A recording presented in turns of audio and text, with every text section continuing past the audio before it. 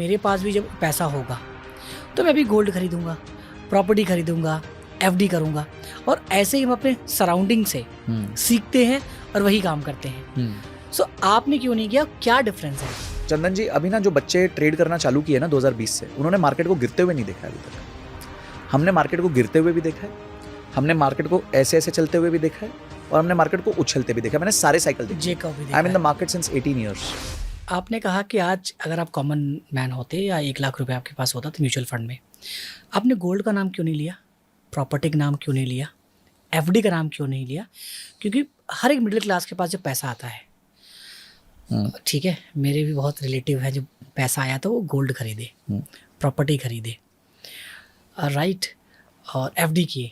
सो मुझे भी जब लगा था कि यार मेरे पास भी जब पैसा होगा तो मैं भी गोल्ड खरीदूंगा, प्रॉपर्टी खरीदूंगा, एफडी करूंगा और ऐसे ही हम अपने सराउंडिंग से सीखते हैं और वही काम करते हैं। सो आपने क्यों नहीं किया, क्या डिफरेंस है? देखिए, आपको ना असेट क्लास को समझना पड़ेगा। गोल्ड बहुत अच्छा असेट क्लास है। क्यों अच्छा असेट क्लास है? क्योंकि जब मार्केट्स ऊपर नीचे होती हैं, थोड़ी खराब होती हैं, तो गोल्ड आपको प्रोटेक्ट करता है। वो आपका समझो शील्ड है, वो शॉक अब्जॉर्बेंट है कि गाड़ी में शॉक अब्जॉर्बेंट भी होना चाहिए ना। तो अगर आपका पोर्टफोलियो 100 रुपए का और आपने 10-15 रुपए का गोल्ड लिया हुआ तो बहुत अच्छी बात है। ओके, वो आपका शॉक झेल लेगा। सडनली मार्केट 10% गिर गई, आपके हाथ में तो है नहीं। मैंने तो मार्केट को 25% गिरते देखा है। क्या है चंदन जी, अभी ना जो बच्चे ट्रेड करना चालू किए ना 2020 से, उन्होंने मार्केट को गिरते हुए नहीं देखा अभी तक। हमने मार्केट को गिरते हुए भी देखा है, हमने मार्केट को ऐसे ऐसे चलते हुए भी देखा है और हमने मार्केट को उछलते भी देखा है। मैंने सारे साइकिल देखे। I am in the market since 18 years. 18 साल से निवेश कर रहा हूँ, 2006 से। तो मुझे मार्केट के मूवमेंट्स पता है और मुझे पता है कि ये सारे मूवमेंट्स होने के बाद भी लॉन्ग टर्म में पैसा बन जाता है।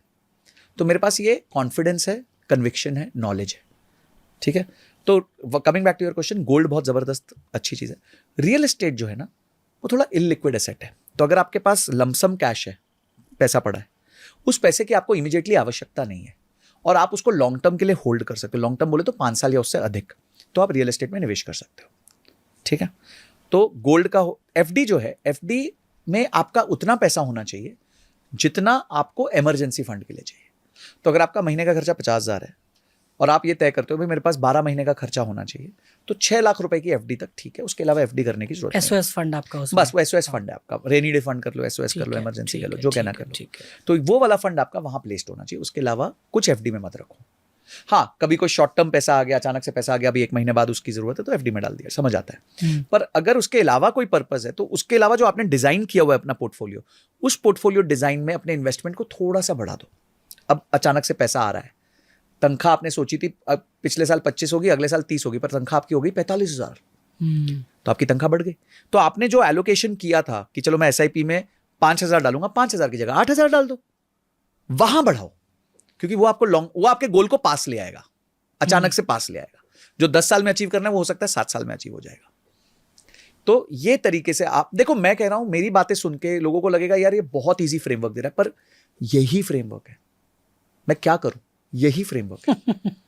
लोगों लगे को मैं फाइनेंशियल मॉडल बनाऊं बड़ा कॉम्प्लिकेटेड सा और कुछ दिखाऊं, और वो सब नहीं है, सरल। देखिए फाइनेंस वाले ना, क्या आप समझिए, दुनिया में ना डर का पैसा मिलता है।